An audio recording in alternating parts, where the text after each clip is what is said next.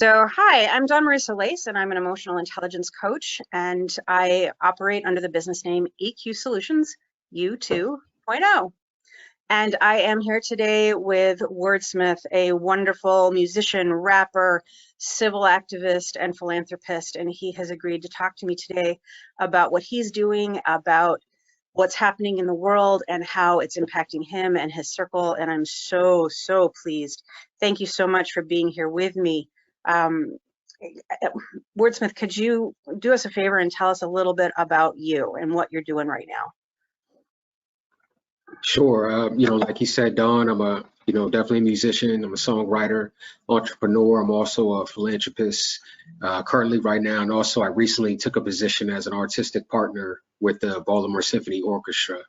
I would say musician wise, I consider myself a motivational musician, political musician, and just somebody that, again, is out here to encourage people to have purpose in their life. And that's something that is a part of me musically, but I think it's built in me as a man. So a lot of the work I do is, I love putting out music, but I love giving others opportunities, and I love working with underserved youth and aspiring musicians. That's fantastic. I've been watching your career and getting to know you for a little more than 5 years now. And one of the things that has so impressed me about you is your heart. You have traveled to so many different places in the world, and even people who don't understand your lyrics, because you all speak different languages, just are so drawn to you because of the passion you express for a unity of humankind. One of the things that I was really hoping we could talk about today is the work you're doing in your community there in Baltimore. You have recently started a nonprofit. Can you tell us about that? Yeah, definitely. And I appreciate you, asking about it. I always felt like I would open a nonprofit at some point in my life. And I actually opened it up in June when pandemic was still heavy. It's still heavy right now. But some people probably say, why open a nonprofit when we have so many issues going on? Well, to me, that's why you have a nonprofit, is to deal with issues that are going on. So I opened it in June, and we're kind of halfway through the year. And right now we're currently working with another partnership called doTERRA Wellness, and we're funding a program called Music for the Masses, where we're going to try to build a consistent music school in the Baltimore City community, just because there isn't a music program that's a part of the school curriculum. So, and I have kind of both sides of this example. I have my youngest son who goes to school here in the city where we live. My oldest son goes to school in the county. So my youngest son doesn't have music at all as a part of his school day, and his drum kit is set up in our house, and literally my live show drummer comes over to work with him, both masked up, just to get his drum lessons in. Where my oldest son in the county, Baltimore County, they have a recognized music program across the nation. My son plays piano, he plays saxophone, he plays acoustic guitar, and he produces, all because music is a part of his school curriculum. So I'm just trying to force and push the issue to raise this money. We're looking to raise $15,000, and then doTERRA will match that with another $15,000 for a total of $30,000. So we can actually get a building. Yeah, that way we can actually get a building. We can fully equip it with a studio, dance studio, guitars, studio equipment, and just really build it into a music school, drum kits, and more. But really build it into a music school where a lot of the kids in the inner city out here who don't have a boys and girls club to go to or any other music program will have this outlet here, hopefully in the near future.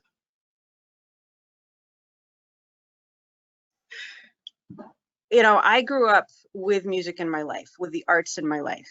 I grew up middle of nowhere, New York State, and the fact that my arts program was as well funded as it was is a gift. I really can't imagine growing up without the arts in my life. And so, and I had a lot of rough stuff, but I grew up in a relatively stable home. I didn't have some of the challenges that some other people have. I certainly didn't have a complexion challenge, right? The worst I got was I was too white. I grew up where people were, were a little swarthier skinned. They could tan. I just burned, right? So I got hassled. I got picked on, but I did not fear for my safety because of the color of my skin. Having said that, not only have you grown up with the concerns you've had to grow up with, because you were a Black man, you were a Black child. We're now living in this time where it feels like we've returned to the 40s, 50s, and 60s, where people feel emboldened and correct in being violent and being harsh in behavior that I had so naively thought we were growing away from. My heart, my own quietness for a while. I was very active in college, right? I'm more than 50 years old. I was very active in college. I was aware of what was going on, and then I kind of thought, okay, we've sort of hit our space where we can get along now, right? And I was so wrong. I was so painfully wrong. And so now I'm back at it in my own way. But I'd really love to hear from you on a couple of things. One, you started a music nonprofit in the inner city area of Baltimore. There are reasons for that, and I would love to hear the deeper thought space from you on that, because I think people need to relate to what the arts give people, why they are so important, why they are equal to math and science, not secondary. But also, if you would like, we've got some tough stuff going on in the nation. We had people my color attack the nation's capital. And the response to that was shockingly and horrifyingly, to me, different than the pre-response to the peaceful Black Lives Matters protest that happened a couple of months ago. Just the planning of law enforcement. And I am not one who will speak ill of law enforcement as a whole. I think there's a lot of work to be done, and we've got to figure some stuff out. But there are police officers that I know personally who have been working their whole career to fix some of this stuff.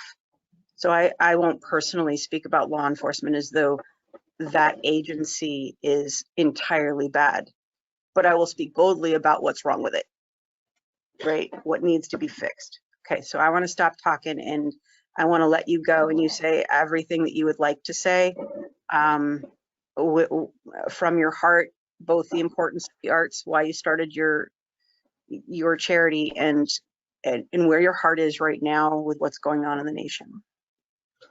Sure. I mean, I'll start just actually where I live. I've had every opportunity to go live in Baltimore County, live anywhere else I want to live, and I choose to stay in the heart of the city.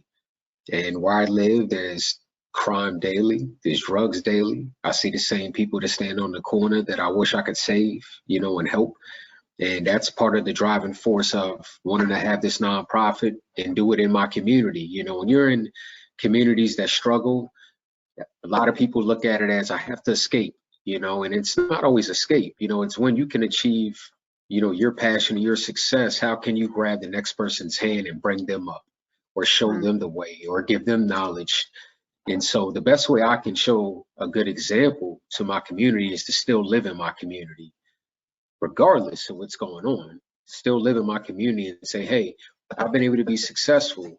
Now I'm working on things that I'm going to bring into my community that will help you be successful, and hopefully cut down some of the struggle I had, but also give you a purpose, give you a focus. So when you get up every day, you have butterflies in your stomach, because you're going, man, I can't wait to get with Word that day, or I can't wait to get with the drummer today, or I can't wait to get in dance class today. And you have this inner pull to want to be great at something else besides just getting up and saying, I'm just going to stand outside, hang with the boys and chill. That's cool for a period, but we all know there's an end game with that.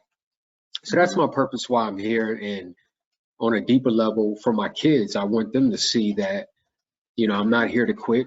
I'm not here to turn my back on the Black community. I'm not here to put shame on those that don't have as much as I have now. I once didn't live that well. You know, I went through my struggles on my own to get where I'm at. So I'm not the type of person that once I achieve a certain level of success, I forget. You know, I'm constantly saying, man, you know, I remember getting my first royalty check and it was $5. It was nothing, but I remember I saved it for years just because I said, man, this was money I earned off of something, my passion, something I love doing. As far as, you know, you mentioned what happened yesterday, and I think that segment's perfectly just from what we were just talking about. One, it's hard to see because I protested, but not just me being a black man protested. I saw a lot of the white community, Asian community, Indian community, I mean, Latino community marching with me. So Black Lives Matter protests, though they're Black lives, a lot of the nation supported it because a lot of the nation has friends that are Black or family members that are Black. You know what I mean? So many families are mixed now. So it's easy to say, you know, hey, I got this and that that's Black. So it's normal to you. So why not support it? And then we saw the big support around the world. We had other countries that don't even struggle with Black oppression. That is like, y'all wrong, and march for us. So to see in our own country, and people have to understand this, our country was built on slavery and racism. This is fact about our country. We can rewrite it, but we're not rewriting it after what we saw yesterday. What we saw yesterday is that racism is very alive in a way that is terrifying because we saw law enforcement who most of the time they do a great job protecting us. We can't get rid of them because we do need them. There are actual people out here that are bad people that will harm you. So we do need cops. But we all know, just like human nature, every cop is not going to be the best cop. Every cop is not going to be the cop that's going to put his arm around you. Just like in real life, you can't hang out and say the wrong thing to everybody because that wrong thing you say to a stranger, he could end your life that day. You don't know what he's going through. You don't know where he's at in his life. Police are the same way a lot of times. You know, yes, some of it is systemic. We don't always know what they discuss, you know, behind closed doors, but actions show us that there's definitely a discussion of when it's a Black male and we get that call, tensions rise, and we have to be more on guard than if it's a white male. This we know. So even this came to a protest situation, which wasn't even a protest because there was nothing to protest because it was clear lies. We all know this. Right. So it was a clear mob and riot. To not be prepared for that and then to see windows smashed, doors kicked in. And honestly, when it was all said and done, most people got ushered out like it was a field trip. When you see pictures, there's people walking in a line like it's a field trip. And I think of not just Black folks, but I think of the white folks, Latino folks that I saw get gassed, that I saw get beat up, that I saw get arrested, hogtied, handcuffed, taken to jail for the night, for 2 days, for 3 days, all because they believe in something that's real. Think about what I'm saying. You're getting beat up, sacrificing yourself over something that's real, which you have to do. But then we saw people who believe in lies walk right into our Capitol building in the middle of a Senate hearing, an important Senate hearing, and literally were able to walk back out. 5 people have got killed to this point. So there's so many underlying deep issues. And I think the thing the Black community wants everybody to see here is our anger stems from this is we've been giving our lives for just getting equal justice since the civil rights era. And even before that, we all know that. But even just going back to the civil rights era, people have lost their lives just to get equal freedom. People lost their lives yesterday for nothing. Literally nothing. There was no fight for any type of justice. It was just, we believe in lies. We support who, just being honest here, Trump is a dictator, unfortunately. That is how he chooses to govern. He's a dictator living in our democracy. We live in a democracy, but he is unfortunately a dictator. And so because of that, we have people who have taken to that. And that caused a lot of what we saw yesterday of them walking to Capitol Hill and thinking that we own the place, we're invincible. Because that's what I saw too, is invincibility. You know, so but also was able to see it and say, I have white friends. Those weren't the white friends I know. And I know a lot in the Black community can say that too, that you know white friends that will have your back. They understand the Black struggle. But then there's others in the white community, and you have to be honest about it, that they live in this age of racism still, and that we're superior, and that Black folks, indigenous, Latino folks are not up to our level. And so part of what you saw yesterday was their mind frame being that old mind frame is we're taking back what's ours. Because again, that's what this country was built on. And so they're living that old, I would say, form of living of we're taking back what was pretty much stolen from us when it wasn't stolen. This is a nation, as we all know, of many races and cultures. So you have to respect them all. It's just tough to see yesterday because to me, America's always been about progress and moving things forward and setting a great example. We saw other countries commenting on how sad it was to see our democracy being threatened because they look to us. Thank you for sharing your thoughts and your heart on that. I really appreciate that. And I grow personally every time you and I get to talk. I'm so grateful for our friendship. Do you have any thoughts on how we begin to bring people to peace? Because I have to say, there's nothing in me that agrees with what happened at the Capitol. Not 1 ounce of me thinks that's what should have happened. I was also someone who said I could understand the emotions behind breaking into Target and burning some buildings down and stuff like that, but I struggle because I feel like the message gets lost when the violence happens, right? So I don't like what the people did yesterday. I do believe they thought with every fiber of their being they were right? So if I think I'm right and you think you're right and we are just really, really far apart from each other, how do we start taking steps together? Or do we have to just be like, I can't spend time with that. I'm not going to be able to change those hearts and minds, so I got to focus elsewhere. I think, there's one phrase that I think about a lot, and a lot of the Black community, and I would think other communities should think about is no justice, no peace. Just that simple phrase. There's never any justice. How do you move forward with some of these issues when they happen over and over, almost like something being recycled, and there's never any justice? Never. So we're stuck in the stagnation of no justice. And I think coming into this new year, new administration, new president, we're hoping that policies will come into place where people will be held accountable finally. We need to see accountability. Even what happened yesterday, yes, I'm starting to see them hold people accountable, but you had everybody there. They were already there. All you had to do was arrest everybody that was there. They were in a federal building. One person who shouldn't be in a federal building would get arrested on any given day. Let's be real about this. You or I tried to get in there without proper identification or just running up in there, we'd either be shot, taken down, tackled, whatever, because we've seen it. This was a mass amount of people that you saw coming, was scaling the wall. You had everybody that you needed to arrest and hold accountable right there. But this goes back to what I mean is the mind frame of aggression because of the color of skin. And to go further, they even said there was cops there taking pictures with some of these people that were coming into the building. You know what I mean? So that blows your mind, and it tells you again, who do you trust?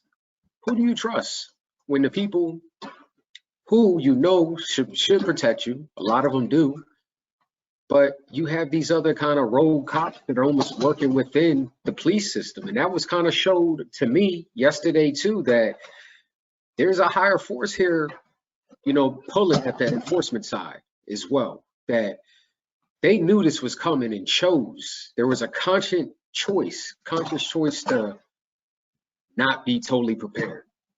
This is my opinion off of what I saw, but I feel there was a conscious choice to not overreact to this because it wasn't a Black protest.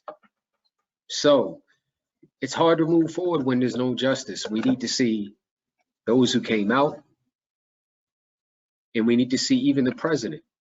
I don't care if you got to go back and get him for a pack of gum he stole back in the 80s. He has to be held accountable for something, you know, and it's not me. I never say hate. You should never hate anybody. What I'm saying for him is he has lived a life of never being held accountable for anything, which has played into who he has become. Even at this age in life, still not knowing life lessons that you and I learned as kids or as teenagers. He's a 70-year-old man that doesn't know some of these things, still making mistakes that you see a teenager make and go, come on, you knew better. And you see a grown man make these mistakes. And so that's because he's not been held accountable. So they have to hold him accountable for this, because I don't feel if they do, after the clear injustice yesterday and the lack of enforcement, you're going to continue to see an outcry from the Black community. You're going to continue to see an outcry from other minority communities, because again, the phrase is going to pop up. There's no justice, then we're not going to give you no peace. And I know that's why I stand with it as well. No peace doesn't mean I'm not going to go out and beat somebody up or shoot somebody, but no peace is saying I'm not just going to lay down my, you know, what I believe in and go home and lay on the couch and say, oh, I hope things get better. No, I'm going to be forcing the issue until it changes. Yeah, and your music is such an amazing opportunity for that. You've done a couple of things with the Baltimore Symphony Orchestra recently. I loved them both. You did a cooperative piece where you mixed rap and your message in with some of the symphony members playing Ode to Joy from Beethoven's Ninth Symphony. And then you did 'Twas the Night Before Christmas, and you did that with such a sick beat and a powerful message in a Christmas Christmas special that the symphony did. These are opportunities for you to participate with a community where not only has outside of the Asian community have people of color been warmly welcomed, right? Classical music has been thought to be for the white and, you know, in recent years for the Asian, but not for the Black, not for the brown, not for indigenous communities, right? There's this hard line in the sand. I've listened to you speak publicly about how, you know, that symphony building is right there in your community, but its community members do not feel welcome in the door, right? The building's right there, but it is not a welcoming space for the people who live next door. You're working to change that. And to the credit of the folks who are running the Baltimore Symphony Orchestra, they are working to change that. What's coming up for you? You've got a 2-year wonderful arrangement with them where you're going to be working hand in hand to bring a variety of music in, bring a variety of people in. What's coming up next for you? Well, right now I'm working on several things. They definitely got me on the ground running, which I preferred and liked, because even signing on with the BSO, you know, I was upfront with them that, you know, I was going to hold them accountable, and I didn't want just a position in the title. You know, I said real change has to happen. I need to see action take place. And again, you know, it goes back to, they knew the type of person I was. You know, I'm very motivated and driven to make things happen. So I was like, you guys have to be sure that, you know, you're not just bringing me on for my musical talent, but the type of man I am and the person I am and my beliefs. You have to be comfortable that, you know, I'm going to be outspoken at times. And they were, you know, and the thing that I love about the BSO is, yes, most classical music has been for the white community, but they have really went out of their way in just prior years to try to extend the hand. You know, I think just right now, we're in this age of heightened awareness where I think the timing was right, because besides myself, they brought on a Black assistant conductor. And just overall in their history, there's only been 3 African Americans. So the new assistant conductor and myself, we're second and third, you know, so I have that in my mind at Wow. all times. Yeah, I have that in my mind at all times. And though I'm not an instrumentalist, and though I'm coming in a role as a songwriter and doing reinterpretations and doing diversity-driven programs, to still for them to be bold and say, we see your value, we see your connection to the community, and we see the fact that we know you're a driven person for change. These are all the things that we want to get done, but don't, being transparent, can't quite do, or don't know always how to do because we are the white community, and to have that honesty, I want to hear that because as much as you want to, might want to celebrate Black culture at different times or say, hey, this is important to do, without that true Black presence there and that true perspective from a Black man or a Black woman, sometimes you're shooting in the dark, to be honest, and hoping Right. this will this connect with the Black community where you bring someone like myself in, I can be honest and transparent and say, I don't know how that's going to come off for the Black community. I don't know how I feel about this, so maybe we steer this in another direction. One thing I've been grateful for is, like you said, I've done 2 recent projects just since I've came on, and I've done a couple projects with them prior, which led to me, signing this 2-year contract. One big piece I'm doing with them is called Soldier's Tale, and it's a very well-known piece by a musician called Stravinsky. And this tale, it's more of a play, to be honest, with the orchestral accompaniment. And it's about an hour-long play. It's a one-man play. Sometimes it consists of 3 people, but you have to play 3 different characters. And one of the first things they brought to me was, they said, would you be interested in retelling this? And yeah, and not only am I retelling it, I'm retelling it from a Black soldier's perspective, because it's never been told from that perspective. And I chose to tell it from a Black soldier during the Vietnam era, which was during the civil rights movement. And I got so chills and tears in my eyes. That is so it, exciting. it will be, I can tell you hands down, I've got to do a lot of great and blessed projects in my career, be one of the biggest, if not the biggest project of my life. Just because, one, the musical elements, it's a full-blown play, one-man play where I have to play 3 different people. So besides rewriting this whole, I would say, play, telling it from a Black perspective, but immersing myself in it to where I can become these characters and then present it, to the audience. So when they brought it up to me and they said, well, when do you think you can have it done? I said, this is probably a year away at best, because I said, once the writing phase is done, in my background, my major is in theater. So when they brought this up to me, I was like, oh yeah, this is okay. You guys are trying to really move for change here. But I looked at it as, honestly, God sent in some ways. I said, man, I know what I can accomplish with this piece, not just for myself, but for the community, in telling this story. And then them telling me too that Stravinsky never really loved the narration. I mean, not the narration, the play that went with his orchestral movement. So I have that challenge as well, to do it better than anybody ever has. So I'm working on that. I'm working on a Frederick Douglass piece with a Black composer in Baltimore named James Lee. And that's going to be commissioned to be done in 2022. And they're looking to commission that piece to where it will not only be played by the Baltimore Symphony Orchestra, but it'll be commissioned to be played by other orchestras around the United States and hopefully worldwide as well. And that's what you want, because that's how you affect change within classical music, when they're playing Black pieces that are written by a Black songwriter and a Black composer. So that's going on behind the scenes as well.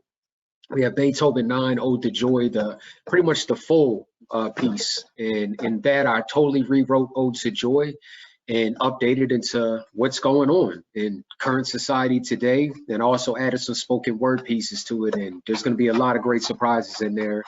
And that'll be coming in 2022 as well. Another thing I'm working on is I'm working a lot with the educational department. And so I recently did Carnival of the Animals with them, which was actually my first piece I did with the Baltimore Symphony Orchestra. And then with the kids this time, I got to redo it and really redo it from a really funny perspective and just kind of have fun with it, especially during COVID times. So I shot all my narration in my house and just tried to be as inventive as possible, playing the lion and an elephant and a rooster and all these different things. So I've been working with them, and the project I'm working on right now is they do these midweek concerts that are really, really great, where they go through pretty much the different instrument groups like brass, winds, percussion. And so I'm taking part in the percussion side of things. And in the percussion side, they actually teach it and show you the different percussion instruments and really, I would say dig deep. They really try to give it to kids where kids who don't have any music and training can sit down and watch this and learn, okay, this is a percussion instrument. These are the different percussion instruments. Then you get to see the orchestra play it. So you get this teaching aspect, and then you get to see this world-class orchestra play it. The addition with this is the last piece that they're doing, I'll be taking part in, and it's called What Is Good, and it's basically a true story, a spoken word piece that I wrote with their principal percussionist that just tells my story of being racially profiled and how I went from being this angry black man that, you know, got a woke up, man, we're in a racist country, to saying, all right, I can either be angry forever, or how can I affect change? How can I use knowledge that I attain and help the next person not go through what I went to, or say, hey, this is what we need to do to push things forward. So it's a piece that the percussionist wrote back in 2000 when he had lost a son.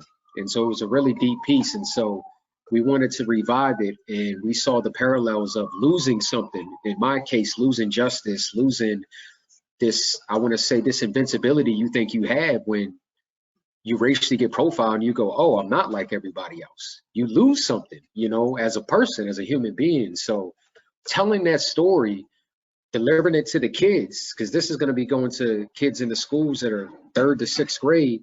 These are the kids that need to hear this message, so they understand what racism is early, so they understand that, hey, this goes on in our country. I want to be a part of the solution. I don't want to be on the side that doesn't understand or believes a lot of the lies that are floating around, that, oh, you know, oppression isn't real, racism isn't real. It's very real. Yeah. That's all just really, you know, for me and my my little music nerd self, that's all just like so exciting to me. I can't wait to see all of that come to fruition. You know, I think we probably have to wrap up now. We're gonna get this out on social media and include links for your performances at the BSO if you've got them, and your link to your charity so people can help support that. But in closing, is there anything that you'd kind of like to just put out there? Like, what's your call to the people who are listening right now? You know, we've talked about music, we've talked about racism, we've talked about politics. What's something you just really like people to take away and think about and nurture in their hearts? I would say to be yourself. You know, we live in a society where it's easy to follow others or believe everything that you see on the internet, or even believe everything that comes out of people's mouths. I think we have these beautiful minds and we don't always use them, you know, and so though someone could give you information, I think we're in this day and age where you always have to question information and do your own research, you know. And other than that, especially the youth, I encourage you that just be yourself. Wear the things you want to wear, dress the way you want to dress. Just be yourself. That's what's most important in this lifetime. Be yourself, be comfortable in who you are, because you don't understand, you just being yourself will inspire the next person that, you know, might be saying to yourself, oh, I don't know if I want to turn my hair purple. I don't know if I want to, you know, wear this shirt, or I don't know if I want to, you know, come out and say that, you know, that I like girls or I like guys. You know, you should be in this age where it's better to speak up more than anything. You know, we went through that age where people, oh, well, let me stay in the closet, if you remember, was the term. I hated that term, you know what I mean? And now I just love that people can be open, whether you agree with it or not. You know what I mean? I love that people can be open, live their own lives, be themselves. And that's what I always will encourage, because I know that's how I live my life. I'm myself. You either rock with me or you don't. I love you either way. You know, you got to have haters and you got to have those that love you as well. They work hand in hand. Thank you so much for your time and for all of your thoughts and for the amazing work that you are doing. You are absolutely inspiring to me. I am so grateful for your presence in my life. And hey, let's get together and do this again. You know, you've got work going on. I want to be hearing more about it. And always know that I'm here for you and doing anything I can for you. Okay. Thank you, Don. Appreciate you so Alrighty. much. You as well. Thanks so much. Bye-bye. All right.